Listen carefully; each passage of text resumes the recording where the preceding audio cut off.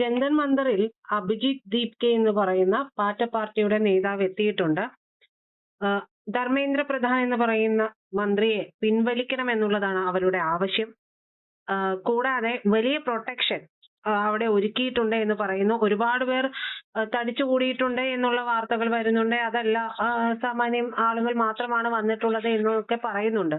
ഈ പ്രതിഷേധം ഇന്ത്യയെ മാറ്റിമറിക്കാൻ പോരുന്ന ഒരു പ്രതിഷേധമാണ് എന്നുള്ള ഒരു വാദം കൂടി വരുന്നുണ്ട്. അങ്ങനെ ഒരു മാറ്റം ഇന്ത്യയിൽ കൊണ്ടുവരാനായിട്ട് കഴിയുമോ? ഈ പാർട്ടിക്ക് ഉന്നയിക്കുന്ന ഈ കാര്യങ്ങൾക്കൊക്കെ അടിസ്ഥാനമുണ്ടോ? ഇത് നമ്മുടെ ഈ ജന്തർ മന്ദറിലാണ് പ്രതിഷേധം നടക്കുന്നത്. ഡൽഹിയിലെ പ്രധാന പ്രതിഷേധ കേന്ദ്രമാണല്ലോ. പണ്ട് ഒരുപാട് സ്ഥലങ്ങളിലൊക്കെ ഇത് പ്രതിഷേധിക്കാമായിരുന്നു. ഇപ്പൊ കേന്ദ്ര ഗവൺമെന്റ് വളരെ കർശനമാക്കിയിട്ടുണ്ട്. സുരക്ഷ കർശനമാക്കിയൊക്കെ ചെയ്തതുകൊണ്ട് എവിടെയെങ്കിലും ഒരു സ്ഥലത്ത് പ്രതിഷേധിക്കാം. അങ്ങനെയാണ് ജന്തർ മന്ദർ തെരഞ്ഞെടുക്കുന്നത്.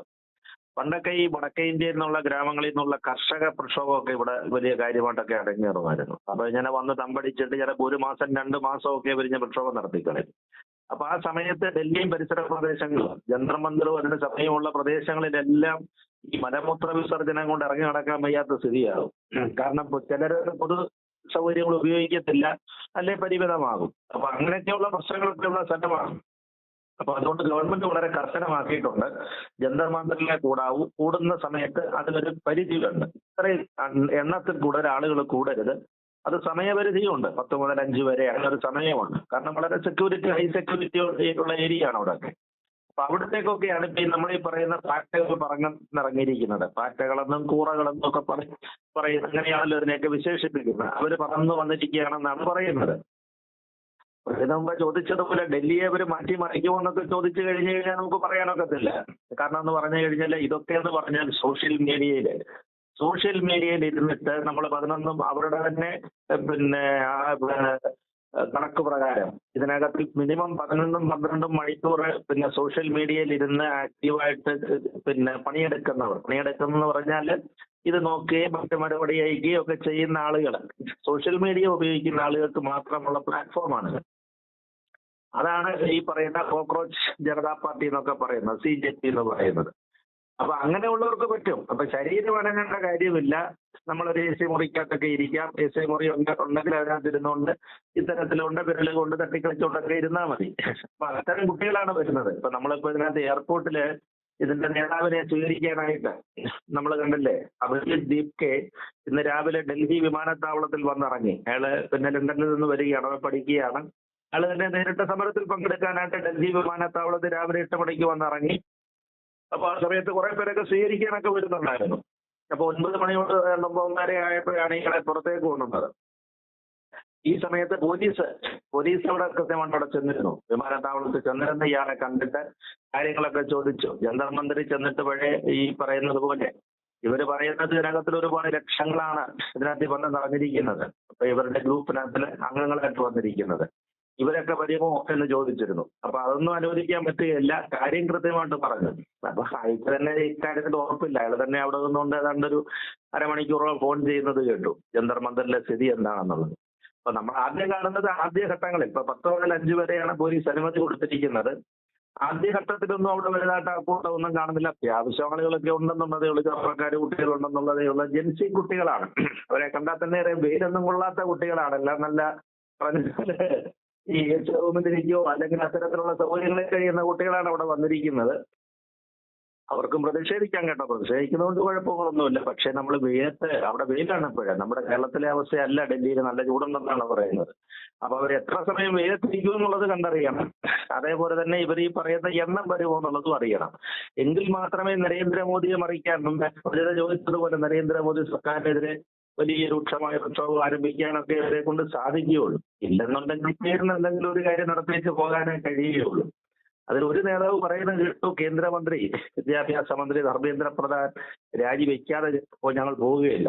അത് അഭിജിത്തും പറഞ്ഞു കേട്ടോ. അഭിജിത്ത് എയർപോർട്ടിൽ നിന്ന് ഇറങ്ങിയ സമയത്ത് അഭിജിത്തും പറയുന്നുണ്ടായിരുന്നു, മൂന്നോളം കുട്ടികൾ ആത്മഹത്യ ചെയ്തു ഈ പരീക്ഷാ പ്രശ്നത്തിന്റെ പേരിൽ, ഈ ഉത്തരക്കടലാസിന്റെയൊക്കെ പ്രശ്നത്തിന്റെ പേരിൽ. അപ്പൊ അതുകൊണ്ട് മന്ത്രിയുടെ രാജിയില്ലാതെ ഞങ്ങൾ പോകത്തില്ലെന്നാണ് പറയുന്നത്. അത് എത്ര കണ്ട് നടക്കുമെന്നുള്ളതൊക്കെ കണ്ടറിയണം. കാരണം ഇപ്പൊ നമ്മൾ ലേറ്റസ്റ്റ് ന്യൂസ് കേൾക്കുന്നത് ധർമ്മേന്ദ്ര പ്രധാനും അതേപോലെ തന്നെ പ്രധാനമന്ത്രിയും കൂടെ ഫ്രാൻസിൽ ഒരു കോൺഫറൻസിന് പോകുന്നുണ്ടെന്നുള്ളതാണ്. അപ്പൊ അവർ രണ്ടുപേരും കൂടെ അപ്പൊ എന്തായാലും പ്രധാനമന്ത്രിയോടൊപ്പം ധർമ്മേന്ദ്ര പ്രധാനം പോകുന്നുണ്ട്. അപ്പൊ ഈ ഇന്നോ നാളെ നടക്കാൻ പോകുന്ന അല്ലെങ്കിൽ ഈ ഒരാഴ്ചക്ക് നടക്കാൻ പോകുന്ന ക്യാബിനറ്റ് റീഷഫിളിനകത്തില് ധർമ്മേന്ദ്ര പ്രധാന രാജി ഉണ്ടാകുകയില്ലെന്നുള്ളതാണ് ഇപ്പൊ ഡൽഹിയിൽ അറിയുന്ന കാര്യങ്ങൾ. അപ്പൊ എന്തായാലും ഇവര് എന്തെങ്കിലുമൊക്കെ ചെയ്തിട്ടേ പോകുകയുള്ളെന്നാണ് പറയുന്നത്. പക്ഷെ ആരും സപ്പോർട്ടില്ല. നമ്മൾ പറയുന്നത് പോലെ രക്ഷകളൊക്കെ അണിനിരത്തി അവിടെ ഒന്നും പ്രകടനം നടത്താൻ ഒക്കത്തില്ല. ഒന്ന്, നമ്മുടെ കൊച്ചിയിൽ തന്നെ 2 തവണ ശ്രമിച്ചതല്ലേ. 2 തവണയൊക്കെ ആഹ്വാനം ഉണ്ടായിട്ട് ആളില്ല. നമുക്ക് വീട്ടിലിരുന്നുകൊണ്ട് ഇതൊക്കെ ചെയ്യാം, കാര്യങ്ങളൊക്കെ ചെയ്യാം, അല്ലെങ്കിൽ സോഷ്യൽ മീഡിയ ഉപയോഗിച്ച് കാര്യങ്ങൾ ചെയ്യാം. പക്ഷേ നമ്മൾ യഥാർത്ഥ കളത്തിലേക്ക് ഇറങ്ങണം. വിയർക്കാനായിട്ട് ഇറങ്ങുമ്പോഴാണ് ആള് കാണുമോ എന്നുള്ള ഒരു പ്രശ്നം വരുന്നത്. അതാണ് ഇവർ നേരിടുന്ന ഒരു വലിയ ഗുരുതര പ്രതിസന്ധി എന്ന് പറയുന്നത് അതുകൊണ്ട് തന്നെയാണ്. അപ്പൊ അത് പക്ഷേ സപ്പോർട്ടും ഇല്ല. ഇതിനകത്തിൽ ആരും സപ്പോർട്ട് ചെയ്യാനും ഇല്ല ഇവരെ. അത്തരത്തിലുള്ള പ്രശ്നങ്ങൾ നമ്മുടെ രാജ്യത്ത് ഒരുപാട് വിമർശിക്കപ്പെടേണ്ട ഒരുപാട് കാര്യങ്ങളുണ്ട്. പക്ഷേ ഇതൊരു പെട്ടെന്ന് ഇങ്ങനെ ഒരു സിറ്റുവേഷൻ വരുന്നു, പെട്ടെന്നൊരു പാർട്ടി വരുന്നു. അതിന്റെ ഒറിജിൻ എന്ന് പറയുന്നത് പോലും നമ്മുടെ രാജ്യത്ത് നിന്നല്ല. പക്ഷെ എല്ലാവരും ഒത്തുകൂടുന്നു. ഇതിനിടയിലാണ് നമ്മുടെ പ്രതിപക്ഷ നേതാവ് രാഹുൽ ഗാന്ധിയുടെ ഒരു സ്റ്റേറ്റ്മെന്റ് വരുന്നുണ്ട്. അദ്ദേഹം 1 വർഷത്തിനകം മോദി ഇവിടെ നിന്ന് ഈ കസേരയിൽ നിന്ന് പുറത്താകും.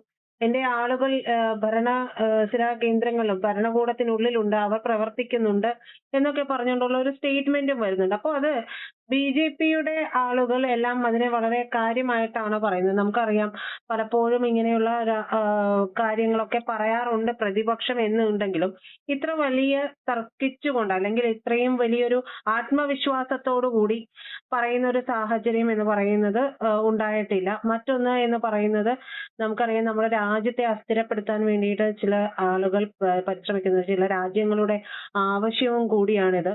അങ്ങനെ ഒരു കാര്യം കൂടി വരുന്നുണ്ട്. മറ്റൊന്ന്, ഈ കഴിഞ്ഞ ദിവസം ബിജെപി നേതാവായിരുന്ന അണ്ണാമലൈ രാജിവെച്ചിരുന്നു. അദ്ദേഹം വി ദ ലീഡേഴ്സ് എന്ന് പറയുന്ന ഒരു പാർട്ടി ഫോം ചെയ്യുന്നു. ആ പാർട്ടിയിലേക്ക് 8 മണിക്കൂർ കൊണ്ട് 8 ലക്ഷം പേർ ജോയിൻ ചെയ്തു എന്നാണ് പറയുന്നത്. അപ്പോ അദ്ദേഹത്തിന്റെ പാർട്ടിക്ക് കിട്ടുന്ന, ഇവരെ പോലെ കോടികളല്ല, പക്ഷെ അദ്ദേഹത്തിന്റെ പാർട്ടിക്ക് കിട്ടുന്ന ഒരു പിന്തുണ അല്ലെങ്കിൽ ഒരു നമ്മൾ പറയില്ലേ അതിലൊരു സത്യമുണ്ട് എന്ന് പറയുന്ന ആ ഒരു കാര്യം ഈ പാർട്ടിക്ക് കിട്ടുന്നുണ്ടോ? അതോ ഈ പാർട്ടിയെ മറിച്ചിടാൻ പോരുന്ന ഒരു പാർട്ടിയാണോ അണ്ണാമലയുടേത്? ഇത് പിന്നെ ഈ അണ്ണാമലയുടെ പാർട്ടി ഇതും തമ്മിൽ വേറെ വ്യത്യാസമുണ്ട്. അണ്ണാമലയെ ഫോം ചെയ്യുന്നെന്ന് പറഞ്ഞു കഴിഞ്ഞാൽ അതിന് വ്യത്യാസമുണ്ട്, രാഷ്ട്രീയ വ്യത്യാസമുണ്ട്. അതൊരു പ്രാദേശിക തലത്തിലാണ് അദ്ദേഹം അത് ഉണ്ടാക്കുന്നത്. പ്രാദേശികം എന്ന് പറഞ്ഞു കഴിഞ്ഞാൽ തമിഴ്നാട് കേന്ദ്രീകരിച്ചാണ്. തമിഴ്നാട് രാഷ്ട്രീയത്തിലേക്ക് അദ്ദേഹം മടങ്ങുകയാണ്. ബിജെപിയുമായിട്ടുള്ള ഒരു നല്ല, നമ്മൾ പറയും ഗോൾഡൻ ഷേക്ക് ഹാൻഡ് എന്നൊക്കെ പറയുന്ന ഒരു നല്ല ബന്ധം, നല്ല ഒരു സൗഹൃദ അന്തരീക്ഷത്തിലാണ്. അത് പിന്നെ ആരെയും ചീത്ത പറഞ്ഞിട്ടൊന്നുമല്ല, ബിജെപി നേതാക്കന്മാരെ അപഹസിച്ചിട്ടും ചീത്ത പറഞ്ഞിട്ടൊന്നും അല്ലല്ലോ അണ്ണാമലൈ മടങ്ങുന്നത്. അണ്ണാമലൈ ഒരു മാന്യമായ എക്സിറ്റ് ആണ്. മാന്യമായിട്ട് അദ്ദേഹം അതിൽ നിന്ന് ഇറങ്ങിയിട്ട് തമിഴ്നാട്ടിൽ വേറെ ചില പ്ലാനുകളുണ്ട്. ഇപ്പൊ ഈ രാഷ്ട്രീയ വിമർശകർ പറയുന്നത് ഇത് ബിജെപിയുടെ തന്നെ ഒരു പ്ലാനാണെന്നാണ് പറയുന്നത്. അണ്ണാമലൈ എന്ന് പറയുന്നത് ബിജെപിയുടെ ഒരു ബി ടീം ഉണ്ടാക്കുന്നതിന് വേണ്ടിയിട്ട് അവർ തയ്യാറാക്കി വിട്ടിരിക്കുകയാണ്. അതല്ലേ പറഞ്ഞില്ലേ കഴിഞ്ഞ ദിവസമൊക്കെ ചില നേതാക്കന്മാർ പറയുന്നത് കേട്ടില്ലേ, അദ്ദേഹം പൊന്മാന്റെ വേഷത്തിൽ വന്ന ആണെന്നൊക്കെയാണ് പറയുന്നത്. ബിജെപി ഇറക്കി വിട്ടിരിക്കുകയാണെന്നാണ് പറയുന്നത്. തമിഴ്നാട് രാഷ്ട്രീയത്തിനകത്തിൽ വിജയ് ഉണ്ടാക്കിയിരിക്കുന്ന ഓളത്തെ, ആ ജൻസി ഓളത്തെ മറികടക്കുന്നതിന് വേണ്ടിയിട്ട് തമിഴിലെ ഏറ്റവും പറഞ്ഞല്ലോ സിനിമാ താരമല്ലെങ്കിലും സൂപ്പർ സ്റ്റാർ തന്നെയാണ് അണ്ണാമലൈ.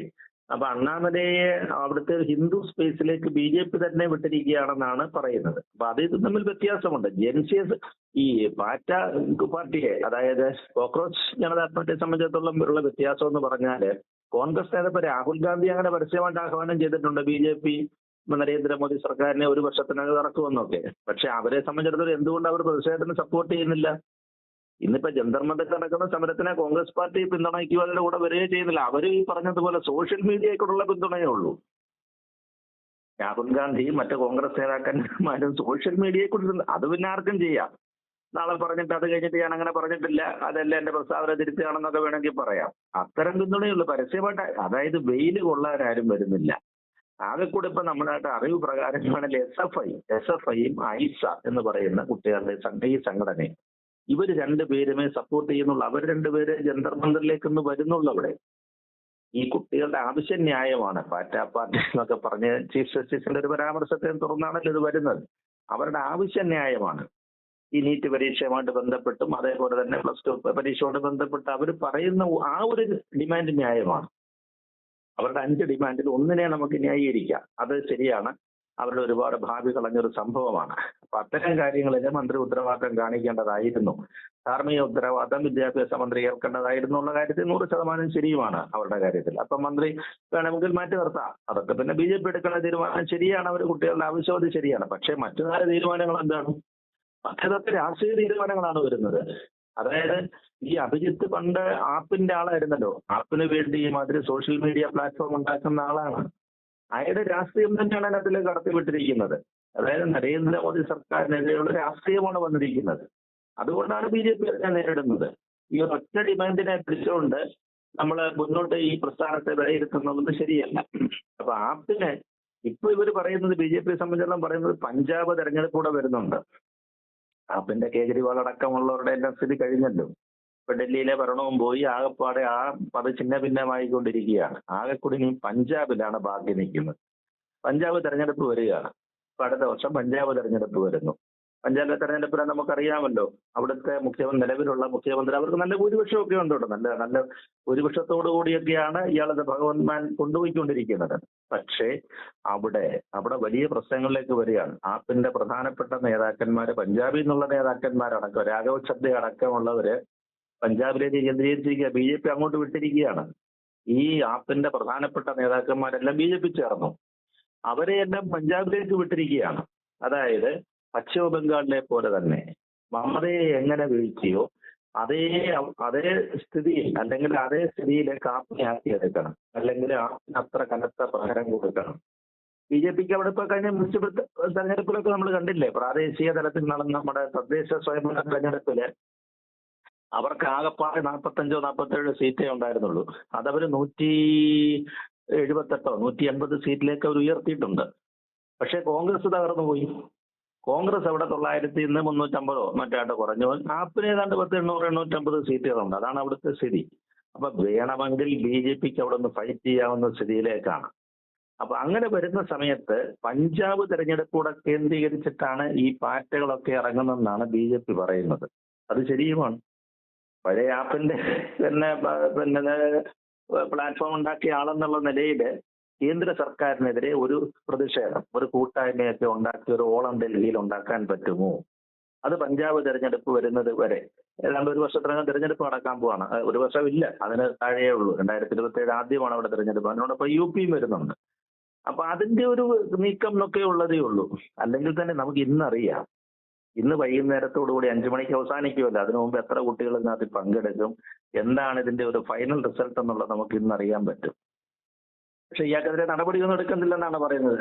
ആദ്യം പറഞ്ഞത് ഈ അഭിജിത്ത് പിന്നെ വന്നു കഴിഞ്ഞാൽ അറസ്റ്റ് ചെയ്യും, വിമാനത്താവളത്തിൽ ഇറങ്ങി അറസ്റ്റ് ചെയ്യും എന്നൊക്കെ. പക്ഷേ കേന്ദ്ര സർക്കാരും ചെയ്യുന്നില്ല. ചെയ്യട്ടെ, എവിടെ കുട്ടികളാണല്ലോ അവരെ ചെയ്യുന്നത്, ഇവിടെ വരെ പോകാം. അരവിന്ദ് കേജ്രിവാളിനെ പോലുള്ള ആളിനെ പോലും കൃത്യമായിട്ട് അവിടെ വീഴ്ത്താനും ഒക്കെയുള്ള കെൽപ്പര BJPക്ക് ഉണ്ടെന്നുണ്ടെങ്കിൽ ഇതൊരു കുട്ടിക്കളിയായിട്ട് അവർ കാണുന്നുള്ളൂ എന്നാണ് എനിക്ക് തോന്നുന്നത്.